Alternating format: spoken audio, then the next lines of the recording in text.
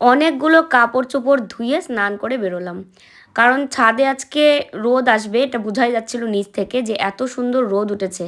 তাই মন আর মানলো না, ভাবলাম চলো কাপড়গুলো ধুয়ে একদম স্নান করে নিই। শুধু কিন্তু রোদ না, সাথে হাওয়াও রয়েছে। আর ভয়ও হচ্ছিল যে এখানে মোবাইলটা এমনভাবে রেখেছি হাওয়াতে না পড়ে যায়।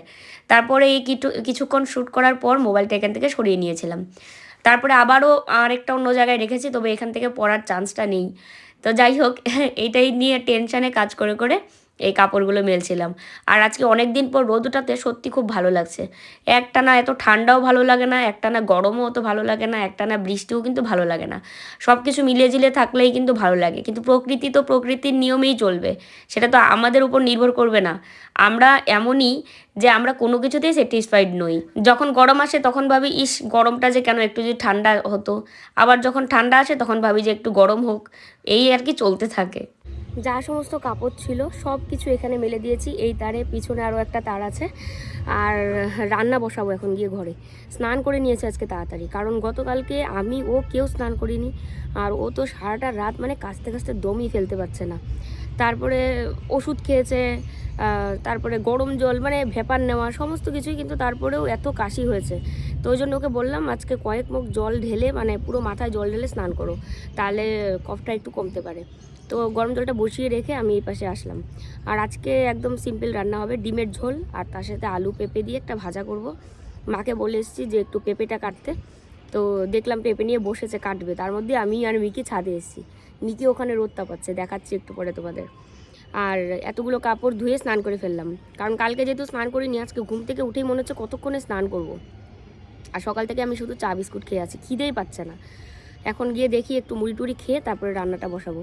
কোনো দিন এরকম হয় জানো তো যে খিদে পায় না। আর আমার কণ্ঠাতেও তোমরা বুঝতে পারছো প্রচুর সর্দি, আমারও মানে কাশি হয়েছে, কিন্তু ওর তুলনায় আমারটা কম। আর আমার তো হয়েছে আজকে 4-5 দিন হয়ে যায়, ওরটা মাত্র শুরু তো একটু ভোগাবে আর কি।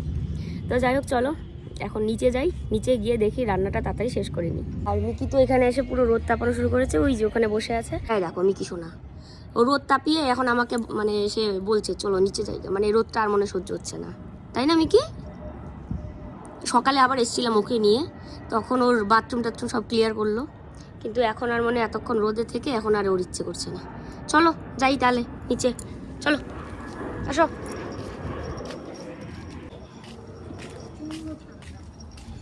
চলো চলো চলো চলো চলো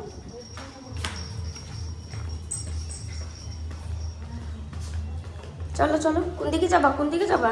চলো। ও ঠিক বোঝে যে লিফটে যাবে, লিফটের সামনে এসে দাঁড়াবে।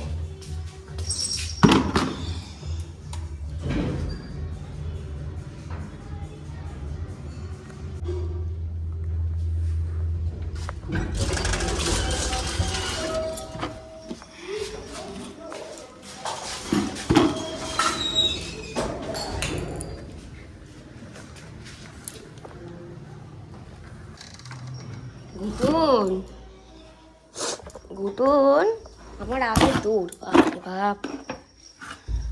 তো মার সবজি কাটা হয়ে গেছে, আমি এখন রান্নাটা বসিয়ে দিই। তুমি স্নান করতে গেলে? মিকি একটু পা ধুতো তো, ওই দেখো বাথরুমের সামনে ওয়েট করছে।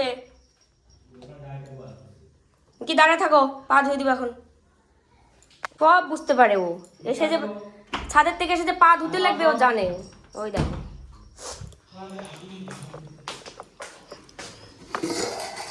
তো এখানে যে আলু ডিম সেদ্ধ হয়ে গেছে, আর এদিকে ভাতও হয়ে গেছে। এখন বাবারই সে শক্ত হয়ে লেগেছে, ভাত হয়ে গেছে।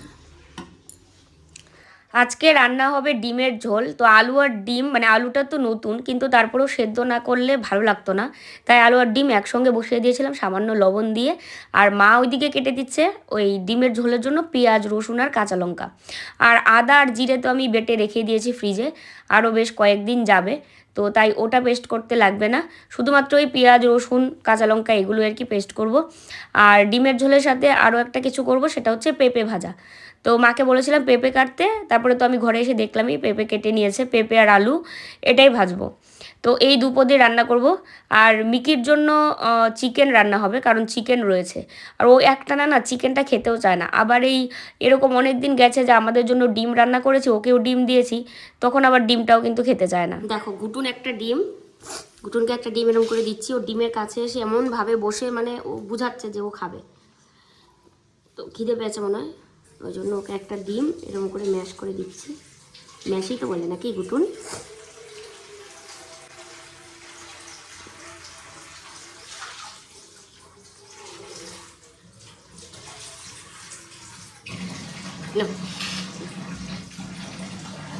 এই প্লেটটাতে কিন্তু আমরা খাই না, ওই জন্য ওকে দিছি এই প্লেটে, ওর খিদেই পাইছিল। তো এই জায়গার মধ্যে বসে যেহেতু সবজি কাটা তারপরে আলু ডিম ছোলানো হয়েছে, তাই এই জায়গাটা একটু মুছে নিই চলো। আর ঘর মুছামুছি অনেকবারই হয় কিন্তু ভিডিও করা হয় না, ওই তো বললাম না শরীর খারাপ থাকে আর চট করেই একটা কিছু করে ফেলি, সেটা আর ক্যামেরা অন করে যে করব সেটা হয়ে উঠছে না। তোমরা আজকের ভিডিওতে একটু কমেন্টে জানিও তো যে সর্ষের তেল খাওয়া ভালো নাকি রিফাইন্ড তেল, মানে যেটা সাদা তেল বলি কিন্তু ডক্টর চয়েস একটা পাওয়া যায়, ইমামিয়ান হেলদি, তারপর আরও অনেক এরকম ভালো ভালো ব্র্যান্ডের পাওয়া যায়। তো সেই তেলগুলো খাওয়া কি ভালো নাকি নাকি সর্ষের তেল খাওয়াই ভালো? কারণ ডাক্তারবাবুকে আমার এই কথাটা জিজ্ঞেস করা হয়নি, যদিও এরপরে যখন যাব ওকে নিয়ে তো আবার ডাক্তার কাছে যেতে হবে, কারণ ওষুধ দিয়েছিল একটা টাইমে, তারপরে যেতে বলেছিল, তো ওনার অ্যাপয়েন্টমেন্ট নিয়ে আমরা যাবো আর কি দেখাতে, তো তখন তো জিজ্ঞেস করবই। আর এমনিতেও তো আমি যে কোনো কিছু না বুঝলে তোমাদের কাছে জিজ্ঞেস করি, সেই কারণে আর কি বললাম যে তোমরা একটু জানিও। আমি কিন্তু আলুগুলোকে হাত দিয়ে একটু সামান্য ভেঙে ভেঙে দিয়েছি, তাহলে ভালো হয় ঝোলটা।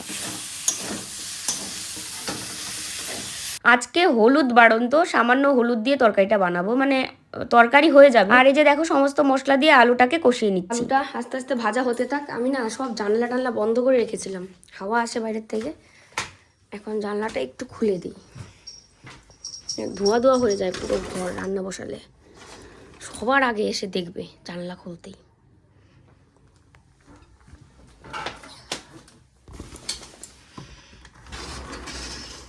একটু খোলা থাক, পরে বন্ধ করে দেবো। আজকে অনেক দিন পর মনে হয় কলকাতায় রোদ উঠলো, রোদ উঠলে তাও একটু মানে ঠান্ডাটা কম লাগে। আর ওকে বললাম রোদে একটু বসে আসো, এখন এই যে রোদে গেছে, রোদে বসছে, যদিও এখন মানে 12টার আগে বসা দরকার ছিল, কিন্তু যেহেতু হয়নি তাও একটু রোদে বসে আসুক, যতটাই যাই হয় সেটাই লাভ।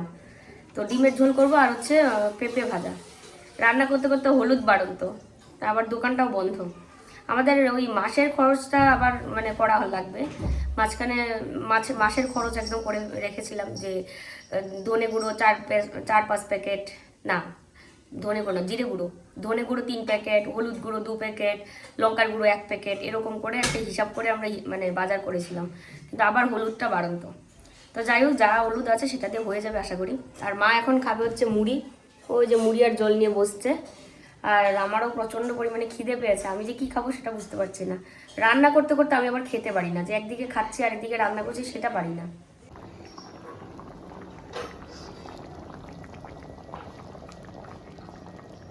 নামানোর আগে দিয়েছি সামান্য গরম মশলা গুঁড়ো। আমার না সত্যি কথা হাঁসের ডিমের ঝোল খেতে খুব ভালো লাগে, হাঁসের ডিম কি ভীষণ মিসও করি। জানি না এখানে হাঁসের ডিম অনলাইনে পাওয়া যাবে কিনা, অফলাইনে একদিন এনেছিলাম নষ্ট ছিল, সে কারণে আর সাহস পাই না। রান্না হয়ে গেছে শানু, কখন খাবা? তোমাকে ফার্মেসির লোক কি কইছে খাওয়ার আগে অ্যান্টিবায়োটিক খাইতে? খাওয়ার আগে কোনো সময় অ্যান্টিবায়োটিক খায়? ভরা পেটে অ্যান্টিবায়োটিক খাইতে হয়? আমি জানি না ওটা কেমন ফার্মেসির লোক এরকম করে দিল।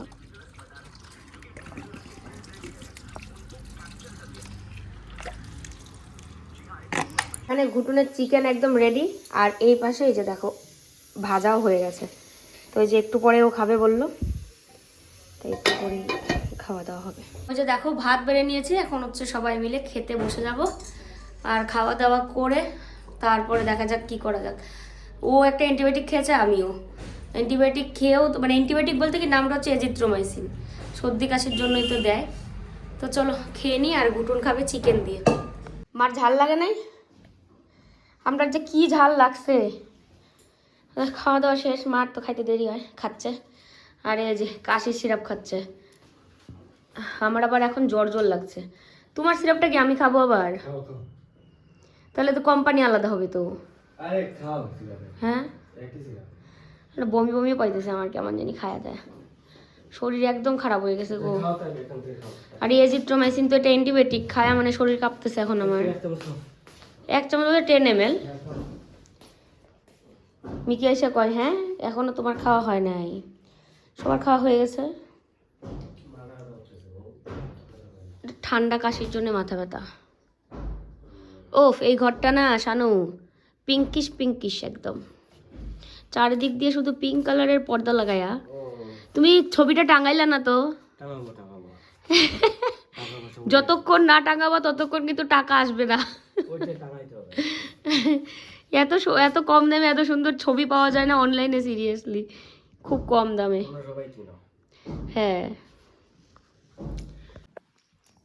সব বুঝিস না, ক্যামেরার লাইটটা অন করতে একদম এদিকে তাকায় দেখতেছিস। খেলনাটাকে চাইটা দেখো কি করছে, তোমরা দেখলেই বুঝতে পারবে যে এটা ওর চাইটা কি করছে খেলনাটাকে। এত পছন্দের হয় বলে কোনো খেলনা কই? খেলনা হাড্ডি কোথায়? হাড্ডি খেলনা কোথায়? এই তো খেলনা, এই তো দেখো, আমাকে ধরতে দেবে না আবার। এত যে পছন্দ করে, নিয়ে পালাবে নাকি? ওই দেখো চাটতেছে, ওই দেখো আস্তে করে কামড় দেয়। বিড়াল যেমন ওর বাচ্চাকে কামড় দিয়ে ঘাড়ে কামড় দিয়ে তুলে, তেমনি ও আস্তে করে ঘাড়ের মধ্যে কামড় দিয়ে তুলবে। বিড়ালকে কপি করতেছো না?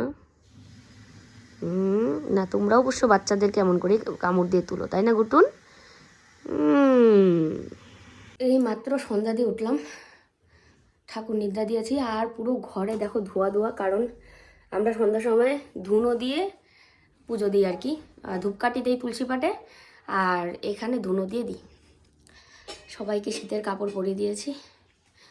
মা খাচ্ছে পান ওখানে, পিতলের ওই কৌটাটা বলতে বলতে এখন ইউজ করে, পাপড়ি দিয়েছিল এটা, তো আমি বলে বলে এটাকে ইউজ করাচ্ছি এখন পানের বাটাটাকে। দেখি কই পিতলের কৌটাটা, ও ওই ভিতরে রেখেছে।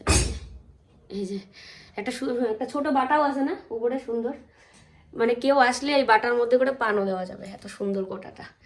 আর ওকে ডাকছিলাম যে সন্ধ্যার সময় শুয়ে থাকতে হয় না, উঠো, কিন্তু ওর মানে ইয়ে নেই, সেন্স মানে কাজ করছে না, ঘুমাচ্ছে পুরো। তার শরীর তো এমনিতেও খারাপ, কি উঠবে আর না উঠবে, পুরো ঘর ধোয়া ধোয়া, আমি পুরো একদম নাক দিয়ে চোখ দিয়ে জল গড়াচ্ছে ধোয়ায়।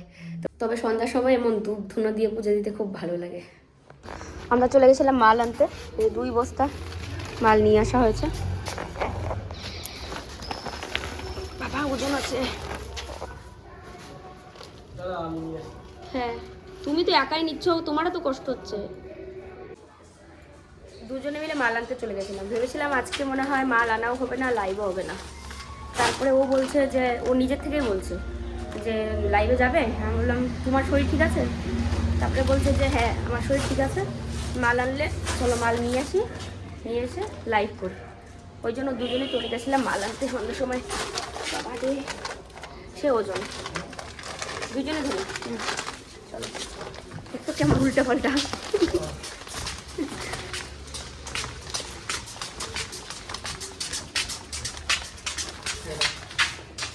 এই ফটোটা আনা হয়েছে তো কালকে, এখনো পর্যন্ত টাঙানো হয়নি, আসলে কল্লোলের শরীরটা ভালো নেই জন্য মানে টাঙানো হচ্ছে না। পিছনে 2টো হুকের মতো আছে এরকম, তো চলো ওটা ওই ঘরে টাঙাই। সুন্দর একটা এমব্রয়ডারি নাইটি পরে রেডি হয়ে নিয়েছি, এখন যাচ্ছি লাইভে। আর টিভি চালাচ্ছে মার জন্য, মা টিভি দেখবে, আর আমরা হচ্ছে দুইজনে লাইভ যাব। তাড়াতাড়ি ওই ঘর যাই, কপিরাইট দেবে। একটা সুন্দর নাইটি পরে নিয়েছি এমব্রয়ডারি, আর সেট আপ পুরো রেডি করে দিয়েছে ও। এই যে, তো চলো লাইভে দেখা হচ্ছে। লাইভ থেকে বেরোলাম, গলা ভীষণ ব্যথা করছে আমার। এই কদিন গলা কোনো ব্যথা ছিল না, আজকে দেখি গলা ব্যথা করছে। তো চলো, নাকে কোনো সর্দি নেই, কিন্তু ভয়ে যেমন হচ্ছে সর্দি আছে, হালকা হালকা একটু জল বেরোচ্ছে নাক দিয়ে, আর কিন্তু গলা ভীষণ ব্যথা করছে। মা এদিকে দেখছে টিভি। চলো চলো, কপিরাইট দিয়ে দেবে, কপিরাইট দিয়ে দিবে। ব্যাপার নিচ্ছে, লাইভ করার পরে গলা ব্যথা করতেছে, এই কারণে ব্যাপার নিচ্ছে গরম জলে।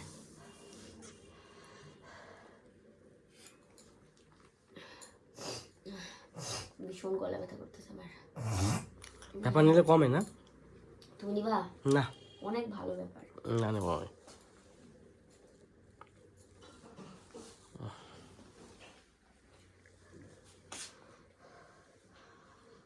কি হয়েছে? আমাকে টানতাছে হাত দিয়া। কি চাও?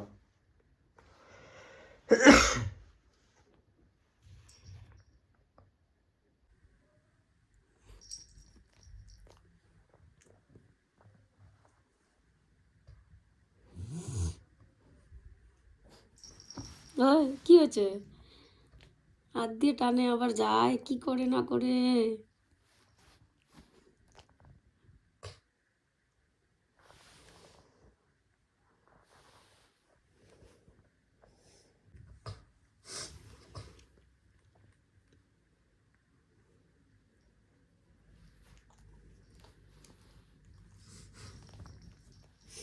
দেখো ওর মানে আরাম লাগতেছে, একটু হাতায় দিতে কয় গলা টলা।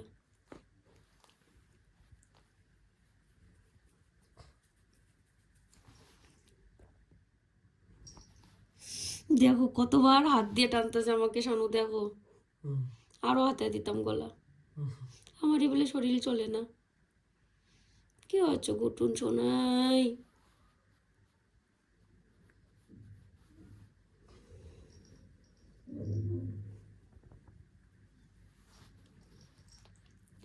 আরো দেবে ওকে, গলা চুলকা দিত। আজকে আর ভিডিও করার মতো এনার্জি নেই আমার, মানে মারাত্মক গলা ব্যথা, কথা বলতে পারছি না। এখন ভ্যাপার নিয়ে শুয়ে আছি, দেখি কতক্ষণে কমে। শরীরটা একদমই খারাপ হয়ে গেছে। তো সবাই ভালো থেকো, সুস্থ থেকো, ফিরে আসছি নতুন আরেকটি ভিডিওর সাথে। টাটা।